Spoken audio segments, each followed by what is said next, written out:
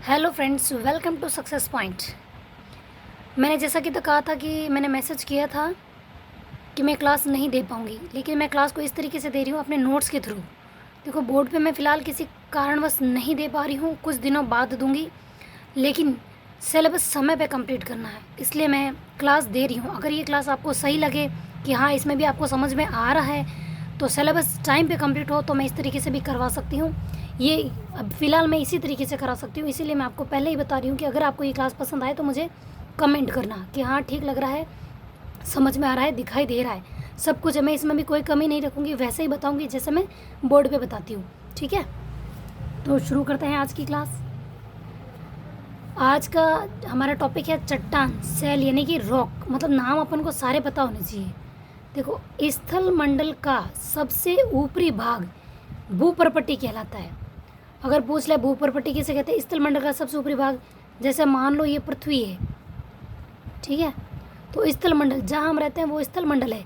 तो उस स्थल मंडल का सबसे ऊपरी भाग, मतलब ये स्थल मंडल है, यूँ तो है नहीं भाई ऊपरी सिर्फ एक लेयर ही लगी हुई है, थोड़ा तो मोटा होगा ना, तो इसके सबसे ऊपरी परत है उसको भूपर्पट्टी कहते हैं। फिर नेक्स्ट है, देखो, धरातल से 16 किलोमीटर की गहराई तक भूपर्पट्टी का 95% भाग। ये देखो, अपन को ज़्यादा ध्यान रखना है, अभी बात कर रहे हैं सिर्फ 16 किलोमीटर की गहराई, यानी कि देखो जैसे ये पृथ्वी है, ये भूपर्पट्टी है, स्थलमंडल, यहाँ से 16 किलोमीटर की गहराई में सिर्फ भूपर्पट्टी का 95% भाग सेलों से बना हुआ है। अब कौन से सेलों से कितना बना हुआ है वो आगे देखेंगे जब हम पर्टिकुलर चट्टानों के बारे में पढ़ेंगे कि आग्नेय कौन सी है, अवसादी कौन सी है और किससे कितना बनता है।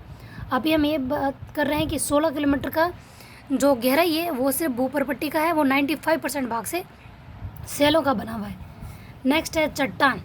देखो, इसका क्वेश्चन चट्टान का कैसे आ सकता है पता है कि चट्टान किसे कहते हैं, यानी कि सत्य और असत्य हमको यूँ ये चीज़ें दे सकते हैं कि चट्टान है समांगी, ठोस, अजैव पदार्थ, आणविक संरचना, इसमें कौन सा शामिल है, कौन सा शामिल नहीं है। इस टाइप के क्वेश्चन बहुत आते हैं क्योंकि पैटर्न चेंज हो गया, तो हमको इसकी परिभाषा पता होनी चाहिए। ठीक है, तो देखो इसकी परिभाषा क्या है। चट्टान एक समांगी जिसके अंग समान हो, ठोस अजैव पदार्थ जिसकी सुव्यवस्थित आणविक संरचना, अणुओं से बनी होती है ना, तो आणविक संरचना तथा एक निश्चित रासायनिक संगठन। अब रासायनिक संगठन देखो, जैसे रासायनिक प्रक्रिया नहीं होती, दूध से दही बनना रासायनिक क्रियाएं होती है, वैसे ही रासायनिक संगठन मतलब किस किस चीज़ों से वो बनी है वो निश्चित होता है। तो ये याद रखना, निश्चित। देखो यहाँ पे अनिश्चित करके भी आपको कंफ्यूज किया जा सकता है, अगर आपको हाँ ना कौन सा है कौन सा नहीं इस टाइप का क्वेश्चन पूछा तो निश्चित रासायनिक संगठन होता है, उसे सेल कहते हैं या सेल खनिज कहलाता है। यूँ नहीं, देखो कंफ्यूज नहीं होना, सेल खनिज कहलाता है, मतलब ये भी कहते हैं। फिर है जिसमें सेलों का अध्ययन होता है या सेलों का विज्ञान कहते हैं, उसको वो क्या है, पेट्रोशास्त्र, पेट्रोशास्त्र। फिर है चट्टानों का वर्गीकरण। चट्टानों का वर्गीकरण देखो मैंने अपने नोट से ही बता रही हूँ, तो मैंने वो सारे नाम मेंशन किए जहाँ से क्वेश्चन आता है। जैसे आग्नेय को प्राथमिक सेल भी कहते हैं, मूल सेल भी कहते हैं और इग्नियस भी कहते हैं।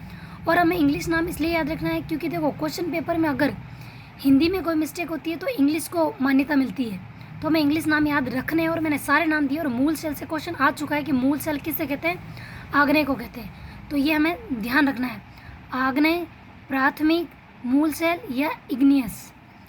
नेक्स्ट है हमारी अवसादी, तलछटी, परतदार या सेडिमेंट्री रॉक।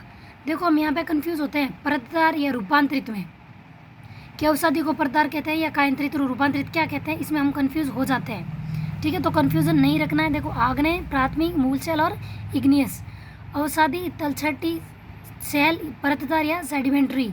नेक्स्ट है कायांतरित, रूपांतरित, मेटामॉर्फिक रॉक। मतलब चट्टानों के और भी अन्य नाम क्या है वो भी मैंने बता दिए हैं। देखो आज की क्लास में इतनी ही दूंगी, हाँ मैं आगे बता सकती हूँ लेकिन नहीं बता रही हूँ, लेकिन क्लास आपको समझ आई नहीं आई, किस टाइप की लगी नोट से पढ़ाते वक्त, क्योंकि फ़िलहाल मैं बोर्ड पे नहीं दे पाऊँगी, लेकिन समय पे कोर्स करने के लिए मैं इस तरीके से दे रही हूँ। अगर ये भी क्लास सही लगती हो तो मैं इस तरीके से कंटिन्यू रखूँगी। तो आप मेरे को कमेंट करके बता दें कि क्लास आपको कैसी लगी। ठीक है, थैंक यू।